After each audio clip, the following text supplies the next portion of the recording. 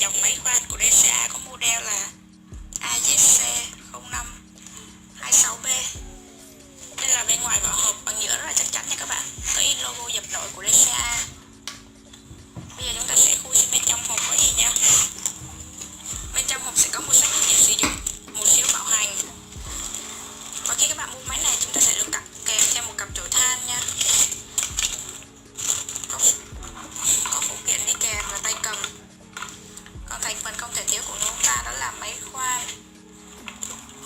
Máy khoan đây nha các bạn. Máy khoan này sử dụng mũi SDS Plus nha. Máy khoan này có 3 chức năng: khoan sắt, khoan bê tông và đục bê tông. Ở phía dưới này chúng ta sẽ thấy có logo in dập nổi của DCA. Cái bên này thì chúng ta sẽ thấy có một